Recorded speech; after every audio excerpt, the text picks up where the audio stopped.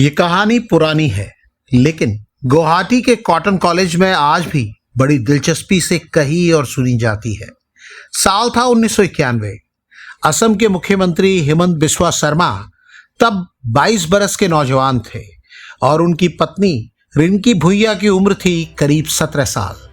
तब दोनों एक ही कॉलेज में पढ़ते थे और साथ जिंदगी बिताने के बारे में सोच रहे थे। रिंकी अपनी माँ को हिमंत बिस्वा शर्मा के बारे में बताना चाहती थी, लेकिन समझ नहीं पा रही थी कि उनके बारे में क्या बताएं। उन्होंने हिमंत बिस्वा शर्मा से पूछ ही लिया, मैं अपनी माँ को तुम्हारे बारे में क्या बताऊं? रिंकी भले ही उधेड़बुन में रही हो, लेकिन हिमंत बिस्वा शर्मा के मन में कोई असमंजस नहीं था।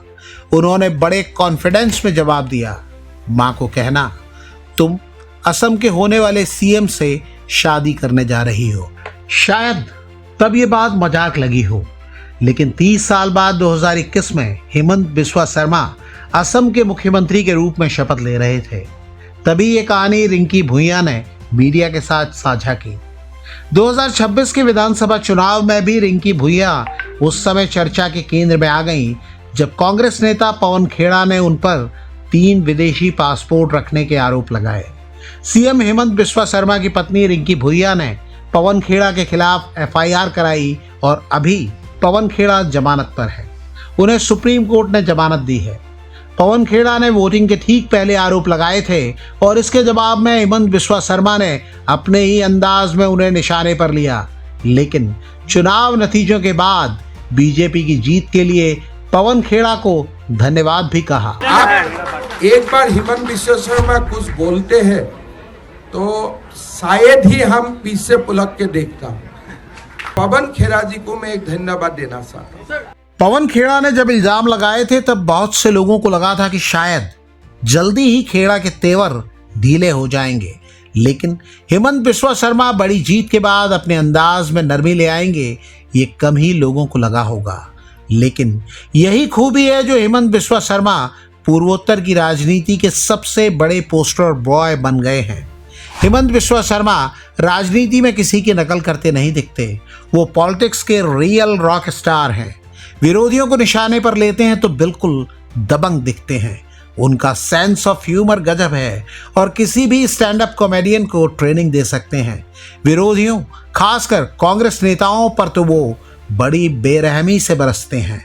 समर्थकों के बीच तो हिमंत बिस्वा शर्मा का अंदाज देखते ही बनता है। वो असम के लोगों के मामा बन चुके हैं।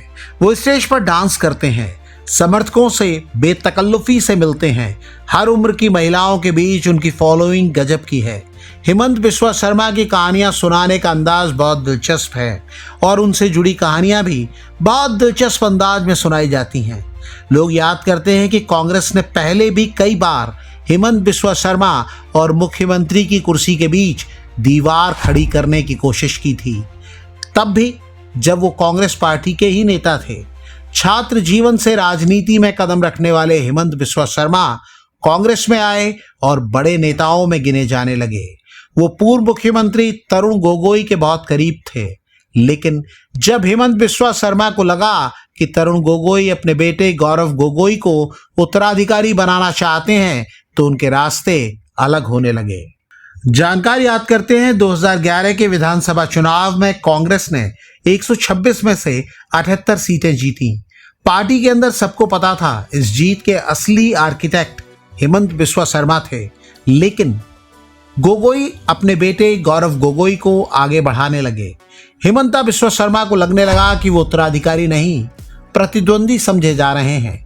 एक प्रेस कॉन्फ्रेंस में जब पत्रकारों ने हिमंत बिस्वा शर्मा की भूमिका पर सवाल किया तो तरुण गोगोई ने हल्की मुस्कान के साथ कहा, हिमंत बिस्वा शर्मा कौन है? आखिरकार वो मेरे एक मंत्री ही तो हैं। 2014 में हिमंत बिस्वा शर्मा ने ताकत दिखाई। ये दावा किया जाता है कि तब उनके पास 40 से 50 विधायक थे। गोगोई के साथ 7 और 10 विधायक आला कमान के इशारे पर चलने वाले थे। कांग्रेस के पूर्व नेता गुलाम नबी आजाद ने अपनी किताब में लिखा है कि हिमंत बिस्वा शर्मा के पक्ष में बहुमत आ चुका था।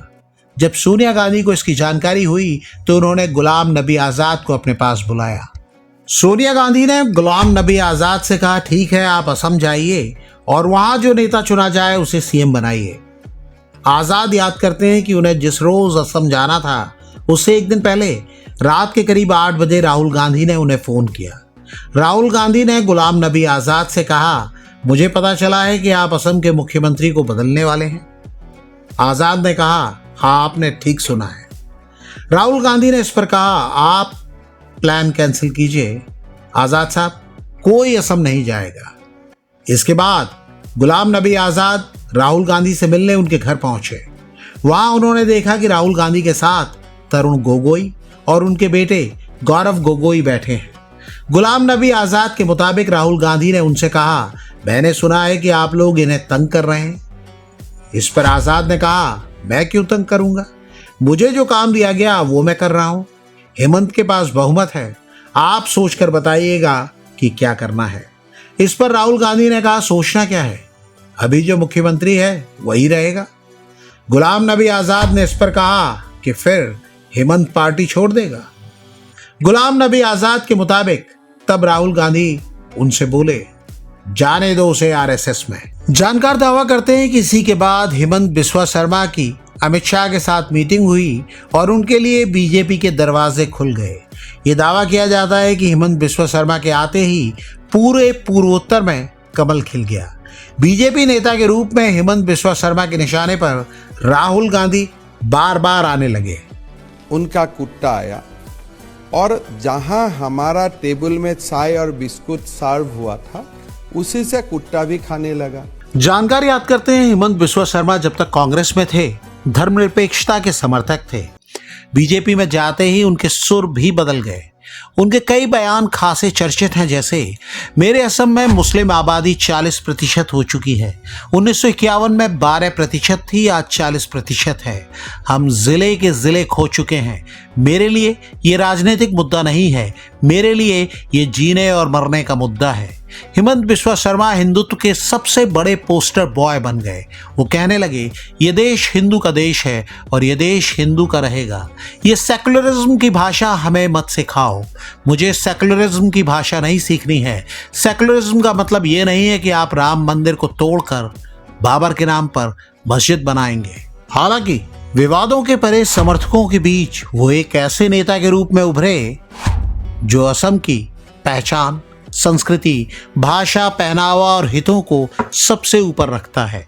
वो क्षेत्रीय पहचान को पूरे देश में पहचान दिला रहे हैं। वो अपने लोगों का ख्याल रखते हैं और राज्य को विकास की राह पर आगे ले जा रहे हैं। वो ऐसे नेता हैं जो हंसना जानते हैं, हंसाना जानते हैं, जो खुशी में झूमते हैं और चाहते हैं कि उनके साथ पूरा असम भी झूमे। इसीलिए वो पॉलिटिक्स के सबसे बड़े रॉक स्टार कहे जाते हैं। आपकी क्या राय है, कमेंट करके हमें बताइएगा ज़रूर।